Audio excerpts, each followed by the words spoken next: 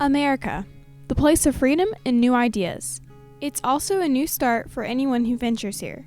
From California to New York Island, from sea to shining sea, America is filled with people of all nations.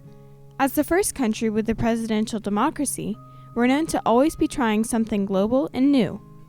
I can say I'm proud to be an American. From going to school and basic necessities, I'm always taken care of and looked after. From many theme parks and numerous national parks, there's never a dull moment in America. Unfortunately, the rest of the world is not as blessed as most Americans in the United States are. According to globalissues.org, almost half of the world, which is over 3 billion people, live on less than $2.50 a day. In countries such as Kenya, poverty is off the charts. Malnutrition and lack of food are a constant worry of East Africans. In America, some of our biggest worries might include not getting the newest iPhone, or why isn't our computer working as good as someone else's? Around the world, 26,000 children die every day from starvation. Most Americans don't worry about where their next meal is coming from or if they'll live to see another day. A large difference between our world and their world is the amount and quality of education. In my family, education has always been one of our top priorities.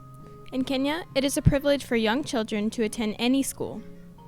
Even if the walls have holes in them and no notebooks are provided to write down what they've learned, they are still thankful for every little thing. The atmosphere of classrooms is also very different. Many classrooms in the United States include about 20 to 26 students, and all the students have individual desks. Here in the United States, school is mandatory until the age of 16. Although in Kenya, if funds cannot be provided, the child does not go to school. In America's government, education is considered to be one of the most influential parts of our world today. Currently, the United States Department of Education administers a budget of $68.4 billion in discretionary appropriations for schools all over the United States. Many students have different opinions on how our education is different from their education. I like living in America because I have a lot of privileges, such as safety, education, food. I get to spend time with my family. I have a lot more freedom, I think, than they do over in Africa. In America, we have really advanced technology compared to some other countries, and we're also always supplied with food and water, and we don't have to go hungry or thirsty, and we also have a lot of freedom. I like living in America because it's easier to find a job and it has better opportunities here.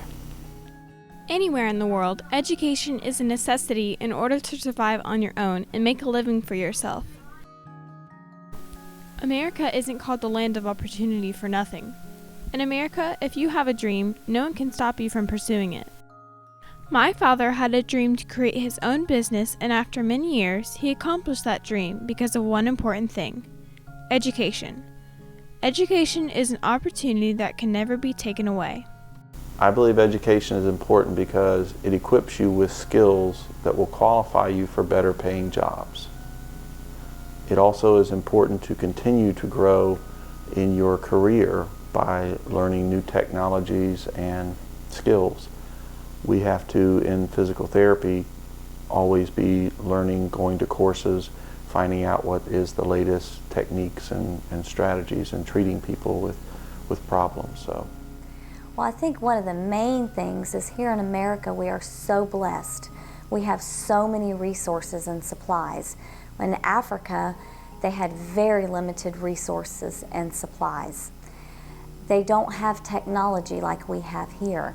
There are no computers, iPads, iPhones, and so that makes it challenging for them.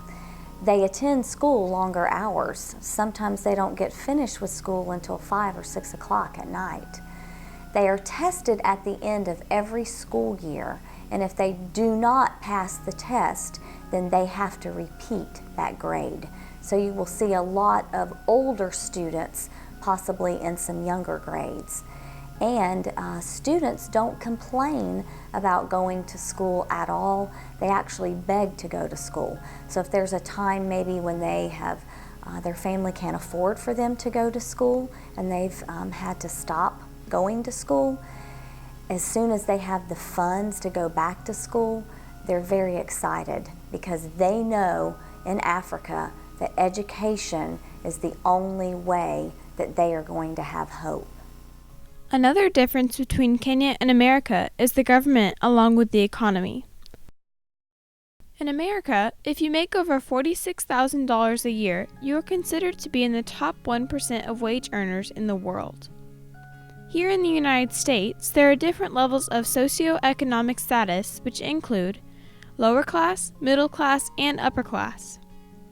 15% of Americans live below the poverty line and still make an average of $63 a day.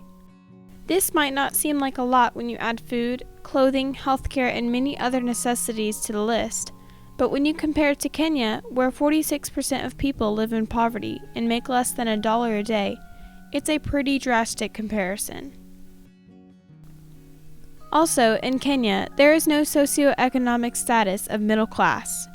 Kenyans are usually immensely poor or very wealthy. Living conditions are also extremely different in every possible aspect of life. Want to go to sleep?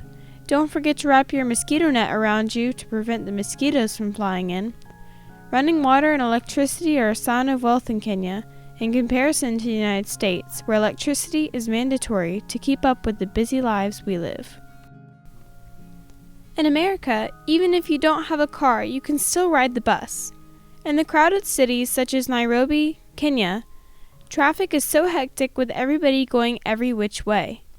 Most Kenyans walk endless miles just to reach their destination of school, work, or the local market to sell what little they have, such as mangoes or tomatoes. The houses in Kenya are mostly composed of mud and usually have one small room that is no larger than a car. This one room might contain a small pot to cook on and 2 thin mats to sleep on. Also, most of the houses are made by women. Yes, the women. Since the beginning of the 20th century, women in America had begun to protest for their rights to vote and participate in the government. Today, women in America are valued very highly and hold many government positions. 22% of national parliament seats are held by women, which is 5% higher than the global average of 17%. In Kenya, women are not treated as well and have very little rights.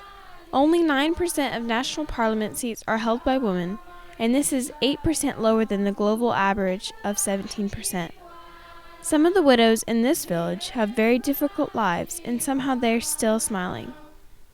Even though our government isn't perfect, they're still trying to put the country and its people first. Another opportunity that is taken for granted every day is the technology that is always available to Americans. Technology is always changing and we're always up to date.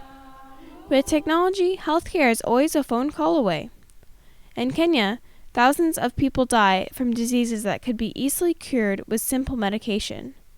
Also, technology enables us to communicate with people all over the world. Spread the word and open people's eyes to the other world out there. My mom, Delta Ryan, has started a missions project called Take Heart. Take Heart has started to help orphans and widows in a village in Kenya. This ministry is providing ways for the widows to sustain themselves and their family.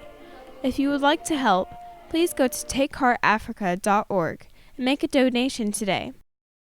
Even if you do not feel called to go to Africa and assist there, everyone can help. I probably wouldn't move there, but I would be open to going there to help out.